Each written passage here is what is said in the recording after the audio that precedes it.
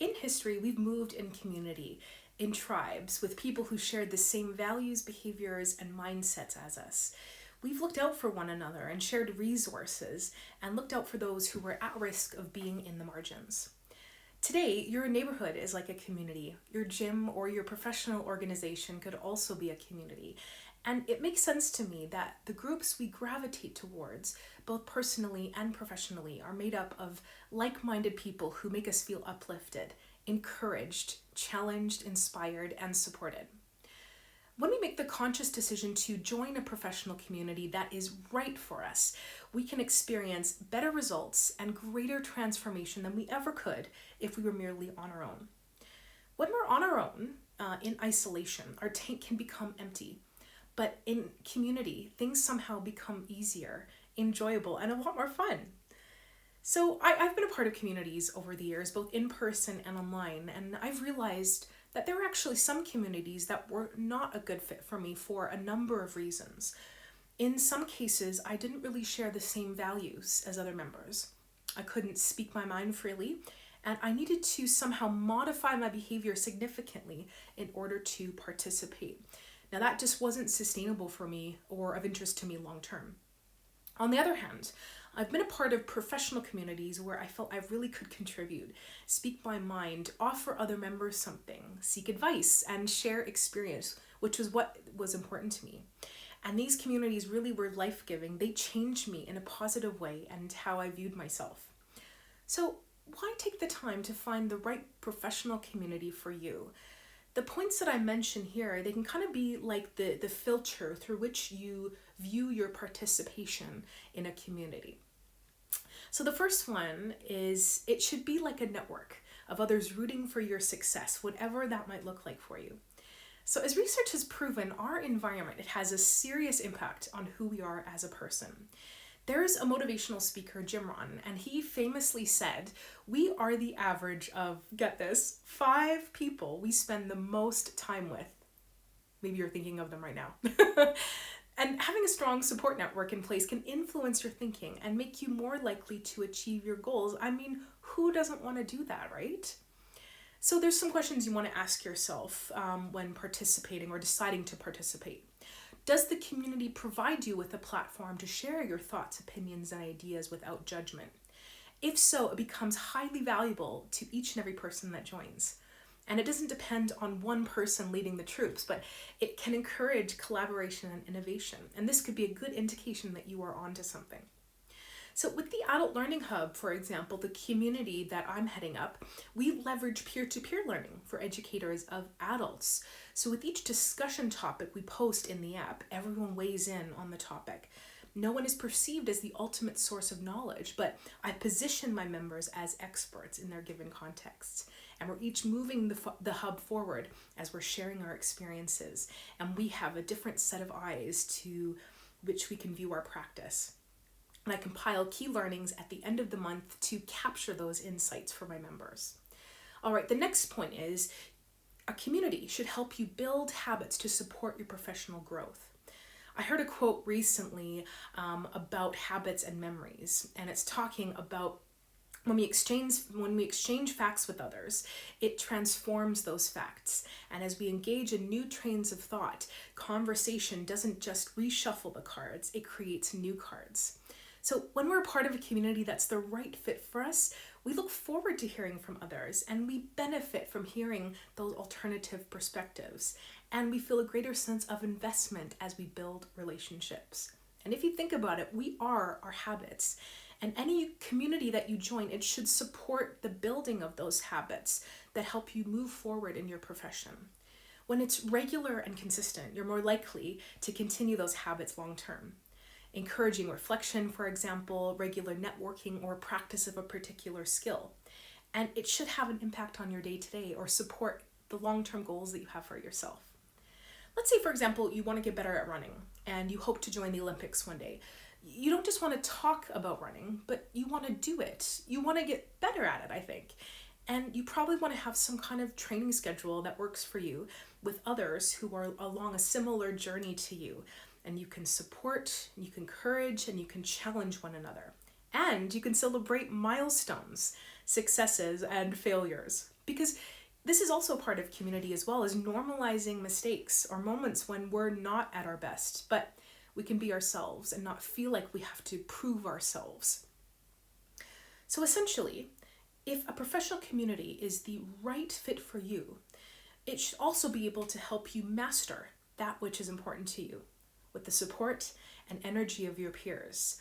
I mean, who doesn't want that, right? We all want to support our growth, and we want a community around us to help us do that.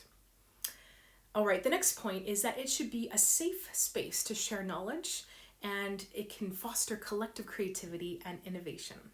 So communities made up of like-minded individuals can be a safe space to share knowledge and build on experience. In fact, many of us feel a deeper sense of satisfaction and more passion and commitment towards an idea when we're able to connect with people who have similar backgrounds or different experiences to us, but we share the same passion. Now, if we pay into an exclusive community, for example, research actually shows that we're more likely to pay attention and get the results that are important to us. Now, there are many free communities, as we know, but in paid ones, you somehow pay more attention. And it's like an investment in yourself, really. In today's day and age, it's very important where the community is housed. For example, right now, you might be watching this video on social media, but it's challenging to share vulnerably about our work or how we think about our work, as it's quite a public platform. And we're not sure who is listening or who's participating or what voices to prioritize. However, if a community is in a private platform or an exclusive space where perhaps there is an application process to ensure that the right people are there for the right purpose with a similar or shared values to us, this is an amazing tonic for being vulnerable, but also to get the results and transformation they are after. And it can be kind of like a quiet space with fewer distractions and more targeted interactions and amazing networking opportunities. So with my members at the Adult Learning Hub, for example, in the app, we have monthly themes to facilitate relationships and critical reflection about our practice as educators. So it's not me about pushing content to my members, but I look for ways to connect them and allow them to share experience, but in a more formalized way with incentives to motivate them. Okay, the next point is a community should help you find the answers to questions that you just can't Google or navigate challenges that you might not be able to on your own.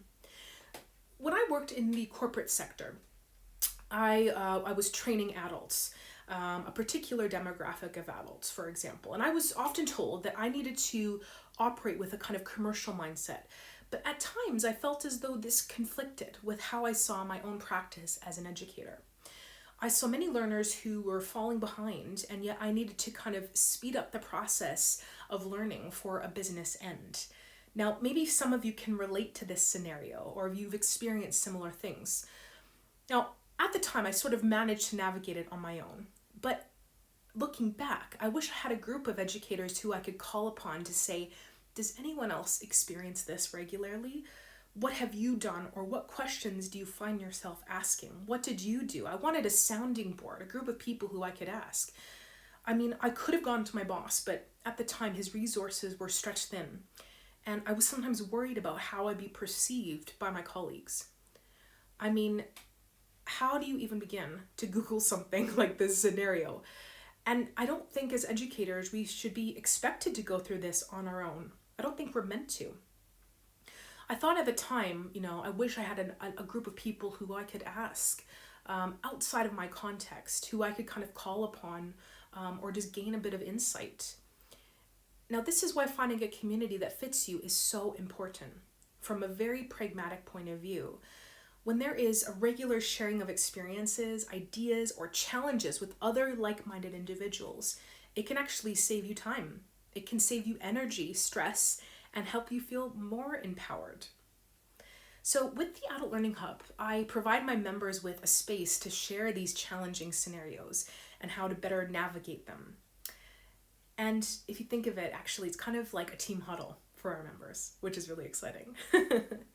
Okay, when looking at professional communities, another point is it should provide you with, the opportunity to have authentic networking relationships and accountability.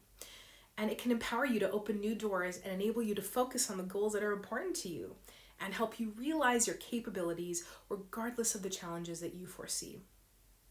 On the other hand, having the opportunity to help a peer can re-energize your career, strengthen your skills, and broaden your experience.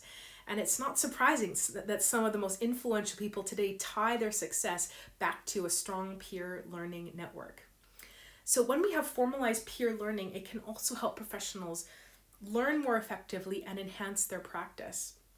At a time when institutions' resources are stretched thin and demands are placed upon our staff are increasing, a community can offer professionals the opportunity to learn from each other, to network with others outside of their regular context, and focus on that which is important to them.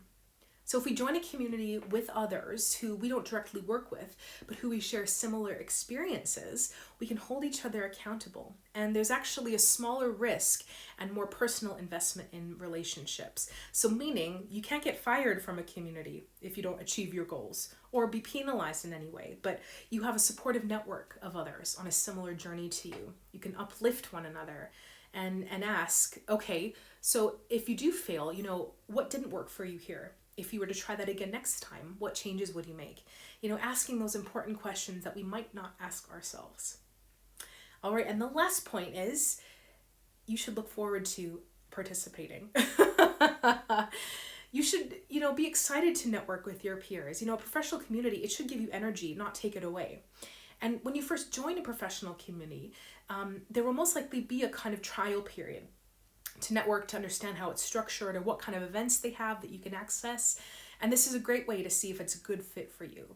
And you need to listen to yourself during this time.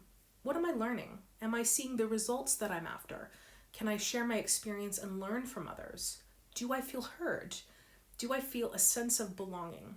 All of these are great questions to ask when you first join a community or are thinking about joining. Ultimately, a professional community, it should move us forward. It should help us achieve that which we cannot do on our own.